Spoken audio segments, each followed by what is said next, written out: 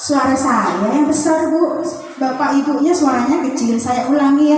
Assalamualaikum warahmatullahi wabarakatuh. Waalaikumsalam warahmatullahi wabarakatuh. Alhamdulillah masih semangat luar biasa untuk Bapak Ibu yang hadir di sini semuanya. Terima kasih banyak. Sebelum saya memulai pemaparan materi, saya mohon izin dulu kepada Ibu Sofi sebagai tuan rumah, Ibu Ria sebagai ketua komunitas, Bu ya, izinkan saya untuk sedikit berbagi kepada rekan-rekan semua yang hadir di sini. Bapak Ibu, sebelum kita memulai materi ini, kita ingin menyemangatkan sendiri ya, meningkatkan semangat kita pada pagi hari ini. Semuanya kelihatan tegang. Saya punya tebakan Bapak Ibu. Saya nggak punya pantun, pantunnya hanya milik Pak Brian. Seperti yang sekarang ini lagi hit, kita punya clue. Mungkin Bapak Ibu ada yang sudah pernah dengar ya, itu. Saya punya clue, bumi itu bulat. Sudah pernah dengar? Nah, kalau pernah dengar bisa menjawab. Saya kasih contoh, 6 itu 1, 19 itu 1, 99 berapa? 2. Pinter semuanya. Keluarnya sudah ketebak. Cek lagi, 8.889 berapa?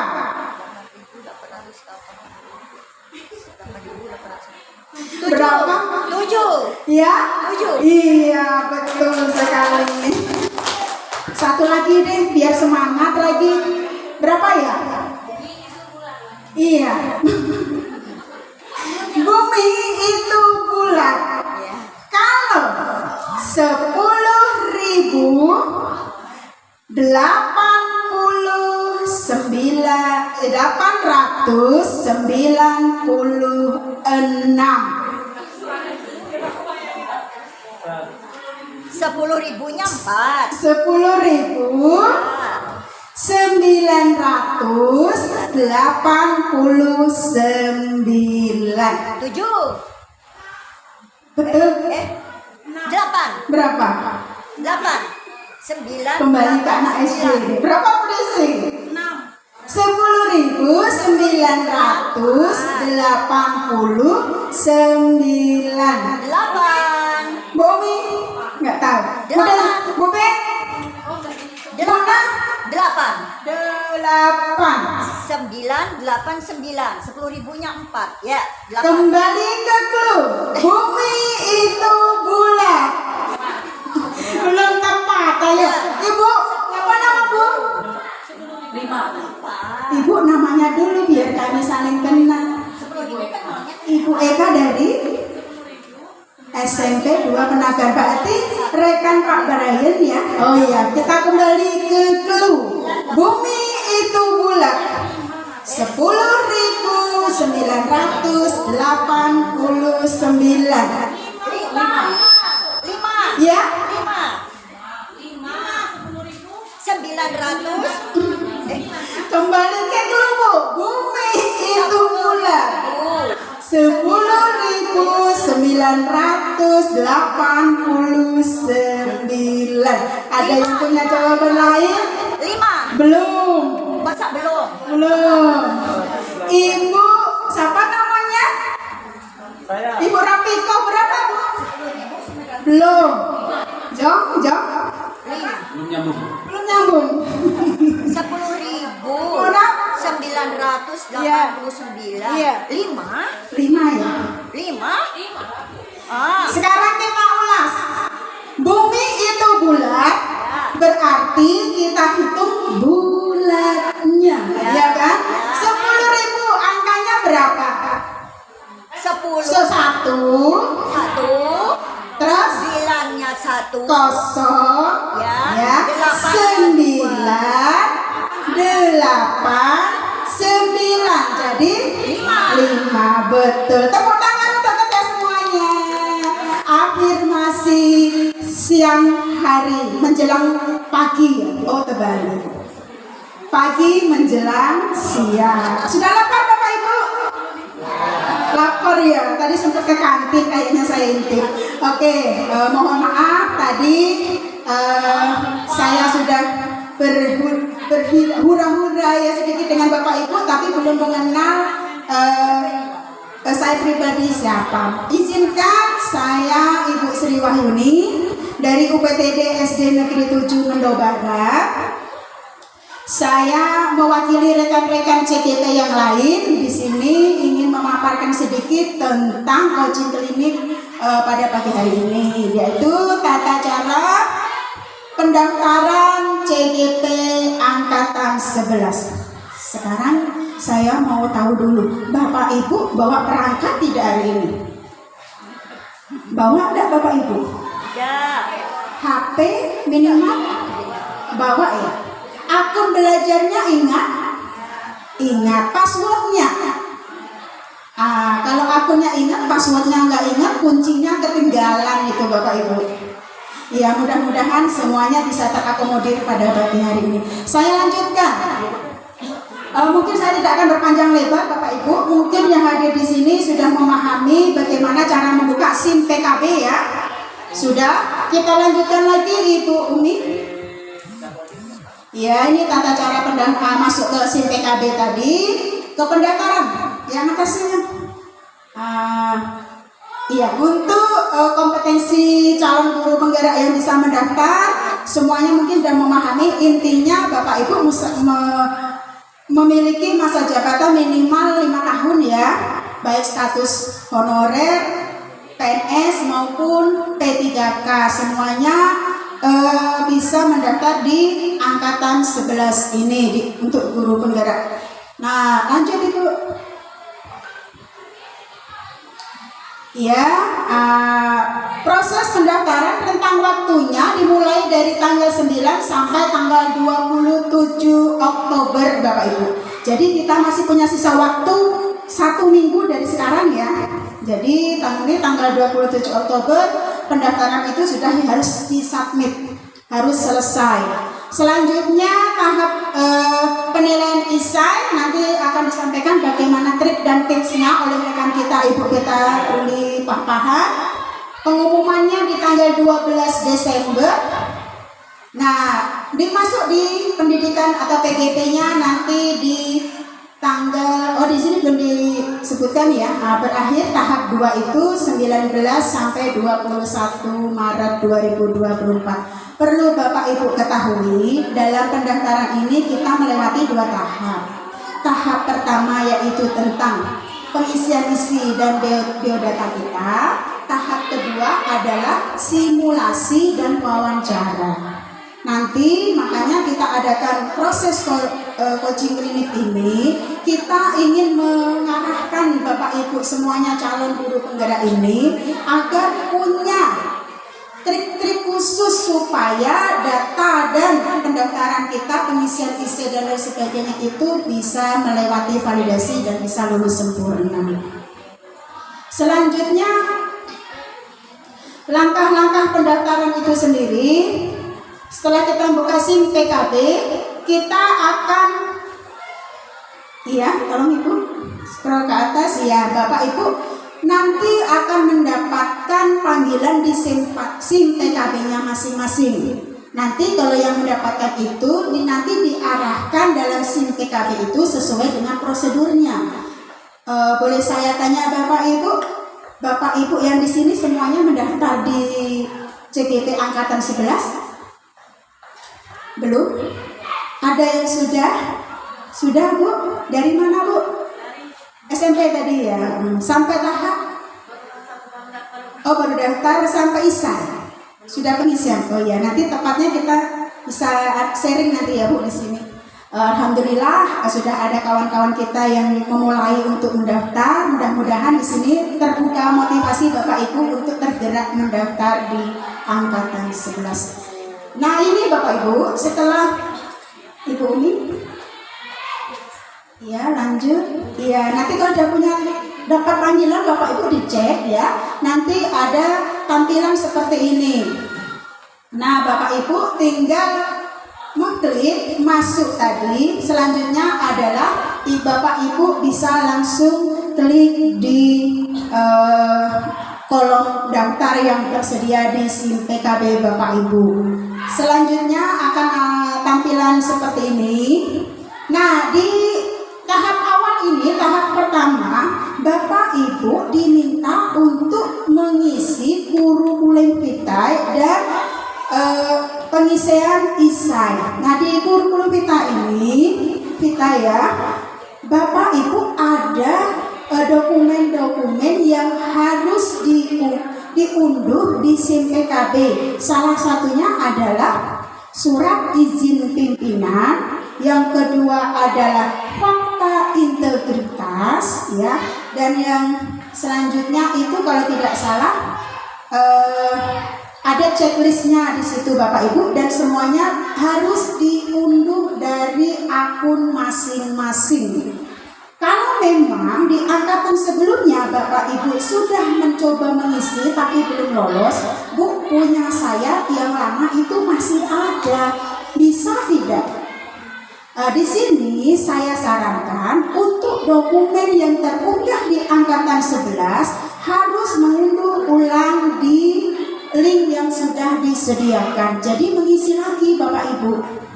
Begitupun juga nanti dengan isainya. Walaupun di angkatan sebelumnya Bapak Ibu sudah mempersiapkan poin-poinnya, nah nanti di-upgrade lagi sesuai dengan kegiatan yang sudah Bapak Ibu kerjakan di jenjang waktu sampai hari ini. Iya, nanti isainya akan lebih detail disampaikan oleh rekan-rekan yang lain. Nah, Bapak Ibu, bagaimana kita akan mengunggah dokumen? Di sini sudah tersedia tampilan jika Bapak Ibu terpanggil tadi. Nah, yang pertama yang harus dilengkapi adalah pas foto Bapak Ibu.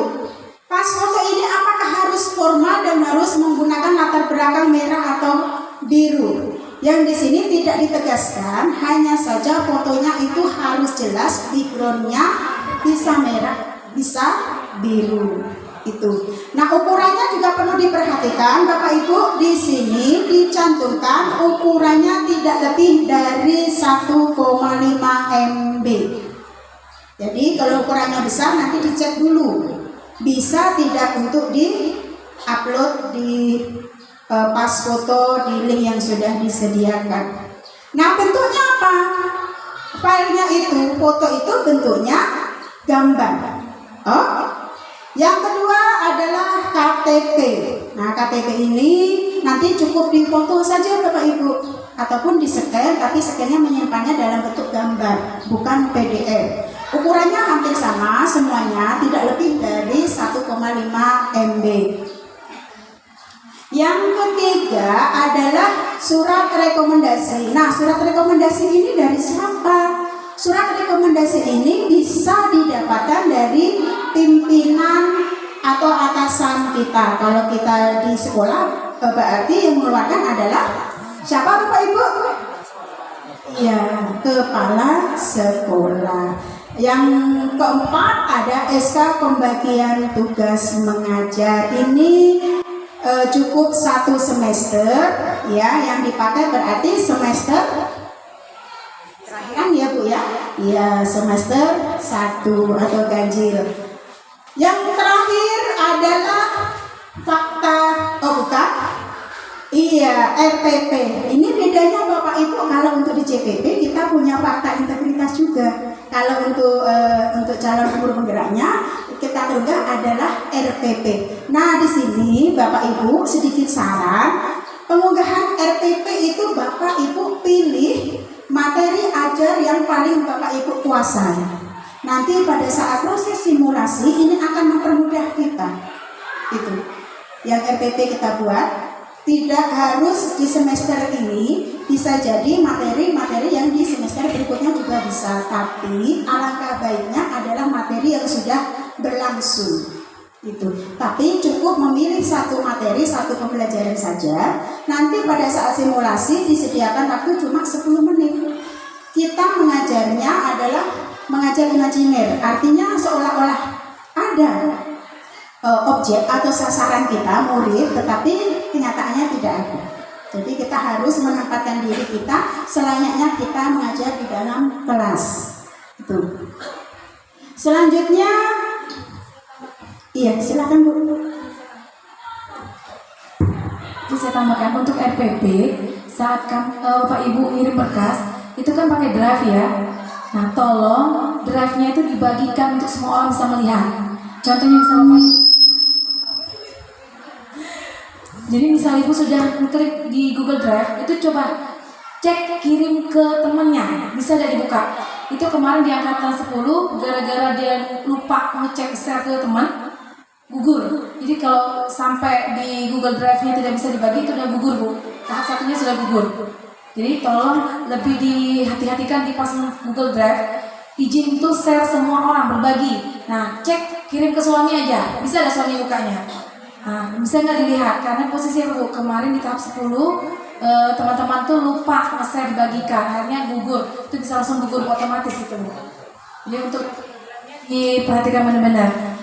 Sekali lagi saya mohon maaf nih Bapak Ibu, saya mau izin karena di TK Pembina Sungai itu sedang ada kegiatan coaching klinik dan saya mau datang ke situ juga.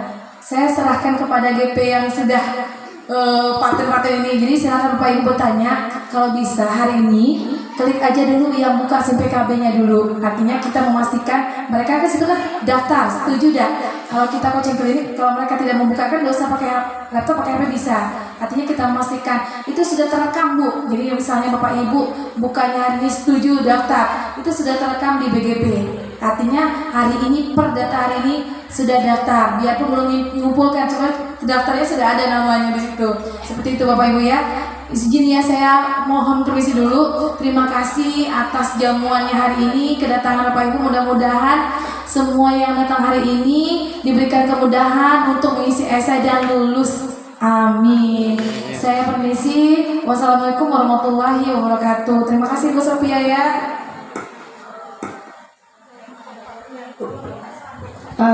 Terima kasih. Hati-hati di jalan. Titip salam buat kawan-kawan di sana.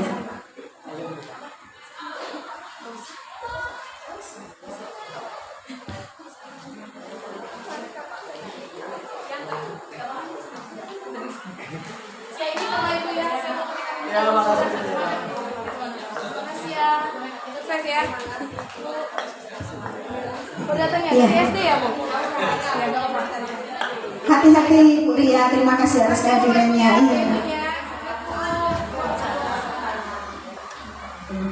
Iya Bapak Ibu. Tadi yang disampaikan Ibu Ria betul. Jadi intinya pada saat kita mengunggah RPP itu, RPP kita sudah masukkan dulu ke Google Drive. Bapak Ibu masukkan Google Drive bisa lah ngerti yo. Baca Bu. Alhamdulillah, jadi nggak usah diulas lagi. Nanti kita mengulasnya pada saat proses coaching kliniknya, langsung kita eksekusi saja. Itu. Nah Bapak Ibu, jika data-data itu sudah dimasukkan, nanti semuanya pengisian kurikulum vita itu Bapak Ibu tinggal mengikuti alurnya saja. Nanti yang diminta adalah data diri, unggah berkas, apa saja itu Bu? Iya. Ini semuanya proses unggah berkas. Jika semuanya sudah terunggah dan kurikulum vitanya sudah terisi, nanti di SIM PKB Bapak Ibu tampilannya akan ada centang hijau. Kalau masih ada tanda seru, artinya itu masih belum lengkap. Jadi Bapak Ibu tinggal melengkapi mana-mana data-data yang belum terunggah. Nah tampilan terakhir akan seperti ini Bapak Ibu. Nah ini berarti nanti tinggal simpan dan kirim. Itu jadi untuk tahap pengisian kurikulum vitae bisa selesai, dilanjutkan dengan pengisian isainya. Dari sini Bapak Ibu ada yang mau ditanyakan? Karena mengingat waktu kita sudah hampir menjelang siang. Dari apa yang saya sampaikan, sudah paham Bapak Ibu?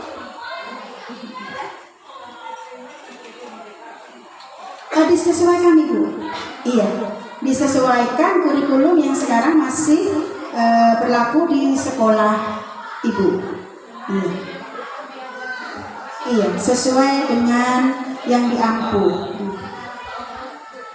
Kalau sekarang ini untuk di SD, untuk saya pribadi, untuk kurikulum itu kan diberlakukan di kelas 1 dan kelas 4 saja. Jadi kalau misalnya ibu ngajar di kelas 5, berarti masih menggunakan K13.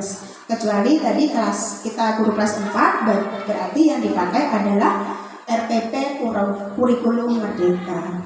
Ada lagi Bapak Ibu? Nggak ada? Kalau tidak ada, kita lanjutkan ke sesi kedua tentang bagaimana trik dan tipsnya pengisian ISA yang akan disampaikan oleh rekan kita, Ibu Petauli Papahan. Kepada beliau, saya persilahkan.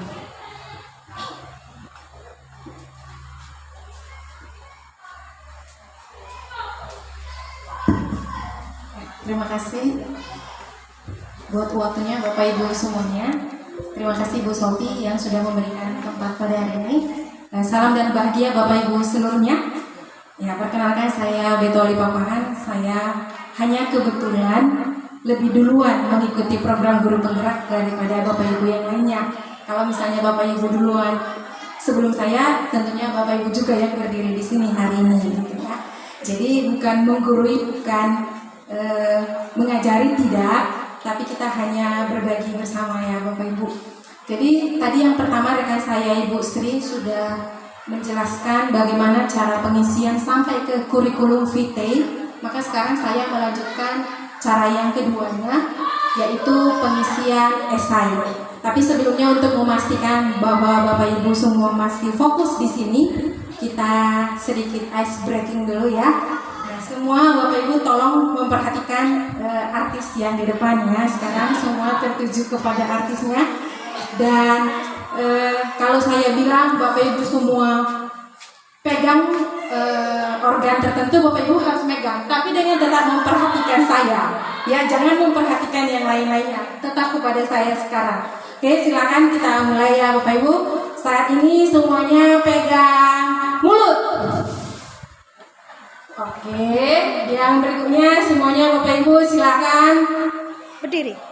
dipegang kepala.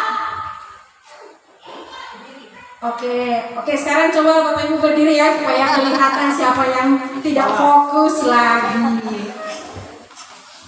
Sebenarnya kamu sedikit Oke, sepertinya sih untuk dua pertanyaan masih fokus semua ya. Jadi walaupun saya memegang yang salah, ternyata semua masih benar. Yang berikutnya Bapak Ibu silakan pegangnya kaki. Sudah hampir ada yang oleng, hampir ada yang salah. Oke, yang berikutnya ini yang terakhir ya. Harapannya semuanya benar. Bapak Ibu semuanya silakan pegangnya kepala. Oke, terima kasih. Silakan duduk semuanya.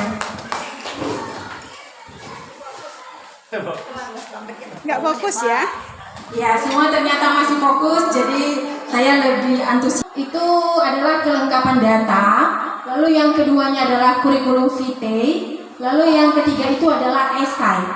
Jadi sekarang bagian yang ketiga esai, tapi bukan berarti kita harus selesaikan bagian yang pertama dulu, baru kita bisa mengerjakan bagian ketiga. Tidak. Bisa kita langkah-langkah mana yang dulu mau kita kerjakan. Misalnya esai ini kan karena banyak pertanyaannya, aku mau kerjakan esai dulu. Soalnya unggahan berkasku belum lengkap, aku belum minta surat izin dari kepala sekolah, gak masalah. Kita bisa langsung klik bagian bawah esai yang merah. Nanti yang bagian dokumen penting kita isi di hari berikutnya, tidak masalah. Jadi tidak harus berurutan ya. Karena dari semua pendaftaran ini bagian esai yang paling banyak.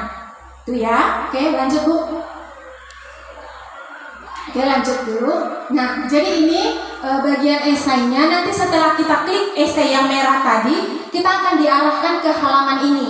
Jadi sebelum mengisi pertanyaan-pertanyaan di bawah, kita klik dulu yang biru itu yang ada tulisan lengkapi. Jadi setelah itu kita klik, maka pertanyaan itu akan muncul kolom di bawahnya, kolom untuk jawabannya. Sebelum itu kita klik lengkapi, maka tidak akan ada kotak untuk jawabannya, ya. Silakan selanjutnya. Nah, jadi kalau nanti kotak-kotak kita isi, maka status yang di halaman SIM PKB tadi akan berubah jadi centang hijau. Artinya berkas kita untuk esai itu sudah komplit. Tapi kalau ini belum centang hijau, masih warna abu-abu, berarti kita masih ada melewatkan pertanyaan yang belum selesai. Gitu. Jadi kita harus pastikan ini memang sudah centang hijau semuanya, ya. Selanjutnya, Bu. Nah, setelah ini centang hijau semua, tapi bukan hanya di esai ya Bapak Ibu, mulai dari kelengkapan data, kurikulum vitae, sampai nanti esai semua sudah centang hijau, baru kita kirim berkasnya. Jadi kalau hanya esai masih yang centang hijau, sementara kurikulum vitae belum, kita jangan kirim berkas dulu. Karena kalau kita kirim berkas, kita tidak bisa edit lagi. Jadi udah selesai proses pendaftaran kita, otomatis kan semuanya tidak lengkap, berarti udah langsung gugur secara administrasi. Gitu. Jadi pastikan dulu semuanya centang hijau baru kita kirim berkas ya. Selama kita tidak kirim berkas, kita hanya simpan-simpan aja, kita masih bisa edit sampai tanggal 27 kita bisa edit terus, tidak masalah. Tapi jangan lupa disimpan juga. Kalau tidak kita simpan, ya berarti kita ngulang lagi dari awal semua prosesnya. Itu ya. Lalu sebelum kesini saya punya beberapa masukan juga ini Bapak Ibu. Kalau kita sudah mengisi esai, harapannya Bapak Ibu semua copy dulu, simpan pertanyaannya yang di esai itu, lalu copy jawabannya, lalu simpan di Word. Supaya apa?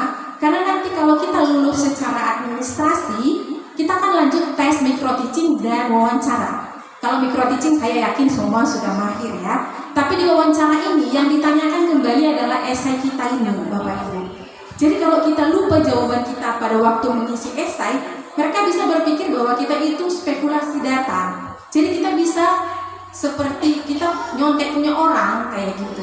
Jadi kita simpan semua yang udah kita isi. Nanti sebelum wawancara kita pelajari ulang lagi itu pertanyaannya apa dan jawaban kita itu apa. Saat wawancara itu juga lah jawaban kita nantinya. Jangan berbeda jawaban kita. Nah artinya kan berarti memang kita jujur dan itu memang inovasi kita. Itu. Oke, selanjutnya Bu.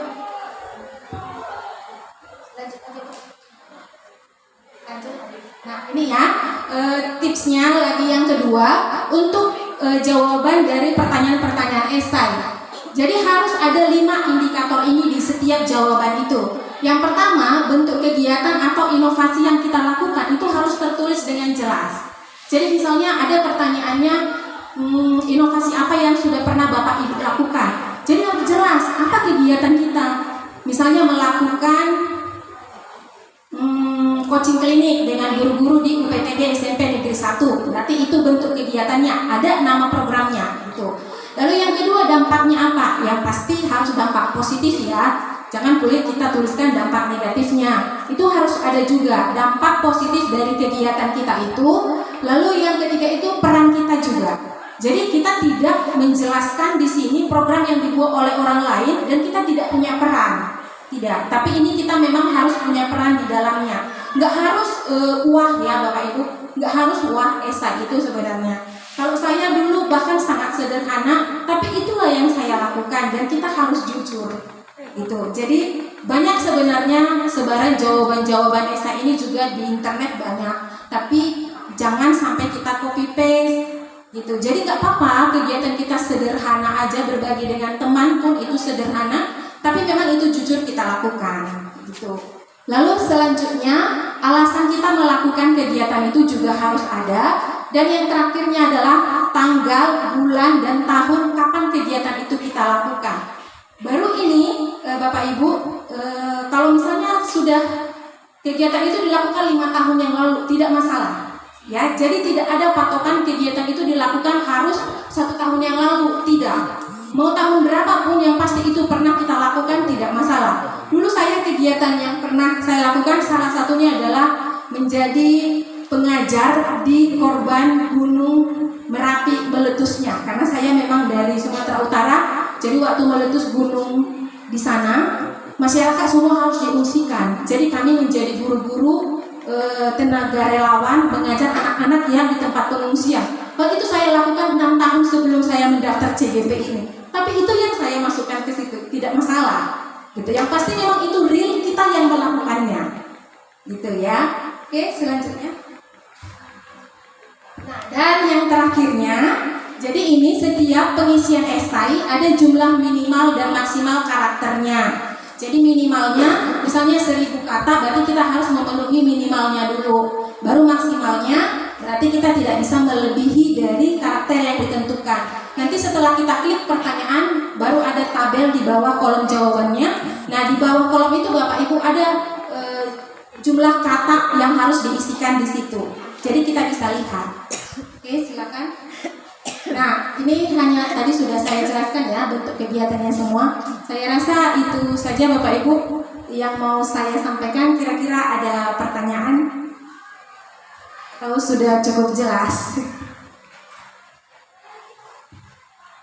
Terpana semuanya Bapak Ibu. Perlu ice breaking kayaknya nih. Umi, yuk kita ice breaking Umi. Iya Bapak Ibu, tadi pengisian esai yang dipaparkan oleh Ibu Betauli saya rasa cukup jelas ya Bapak Ibu. Hanya saja sedikit menambahkan, untuk pengisian esai itu kita harus real, seperti kata beliau tadi, jujurlah padaku. Ya, jadi apa yang kita lakukan itu kita jelaskan.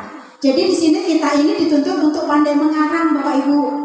Yang mulanya hanya dengan kata pada, bisa kita jabarkan. Pada saat itu saya ingin melakukan kegiatan ini jadi kita untuk menambahkan karakter itu pandai-pandai kita untuk menyusun kalimat. Iya, lebay ya Bu ya. Iya, lebay sedikit. Oke, kita mulai ice breaking. Mungkin Ibu Umi yang akan memimpin. Silakan. Bapak Ibu, mohon waktunya. Berdiri Bapak Ibu, ini adalah yang biasa dilakukan, hanya saja kita belum terbiasa untuk di Kecamatan Barat. Mohon semuanya karena seperti ini tari senam.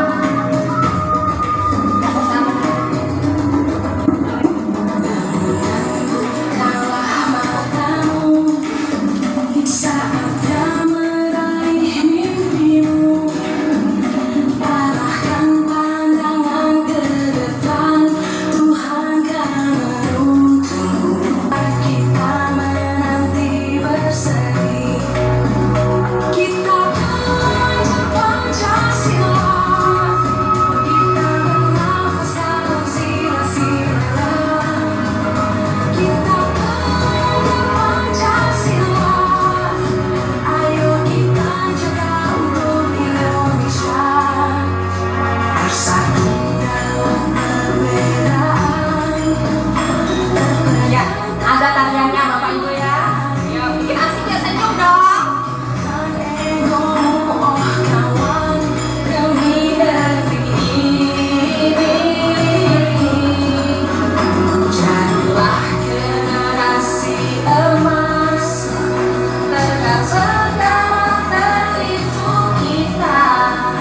Berjuang dan harus berani, kita terus torehkan prestasi.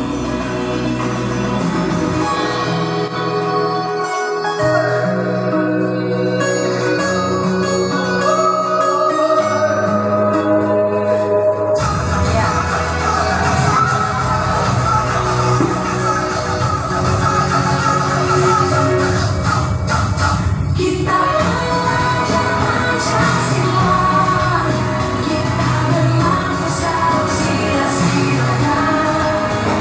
Kita belajar Pancasila, ayo kita jaga untuk Indonesia. Kita belajar Pancasila, kita bernafas dalam sila-sila.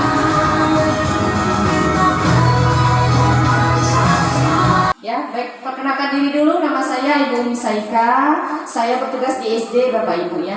Sambil Bapak Ibu langsung kita teknis ya, membuka langsung HP-nya. Gak bawa laptop ya, gak ada yang bawa laptop. Saya adalah guru honorer dari SD. Saya mengajar guru kelas rendah Bapak Ibu ya. Saya ketika 2021 terendam PPG Daljak, lalu saya lulus, lalu kemudian belum selesai bernapas, disuruh daftar CGP Angkatan 5, Angkatan dan Bangka, dan saya daftar. Dan ternyata saya lulus seleksi, sedangkan teman-teman yang lain gak ada yang lulus di Angkatan 5 waktu itu ya.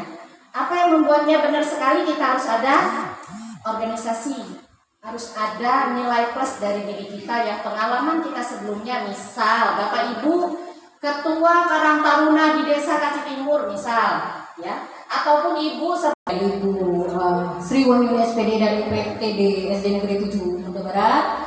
Kemudian ada Ibu Betauli Pak Pahang SPD dari UPTD SMP Negeri 3 Mundo Barat, tadi sudah menyampaikan tentang pengisian esai. Kemudian juga Ibu Umi Saka SPD dari UPTD SD Negeri 23 Mundo Barat. Terakhir nanti mungkin Pak Gregorius Bright Antono SPD dari UPTD SMP Negeri 2 Mundo Barat mungkin akan ada yang mau sampaikan Pak? Sedikit?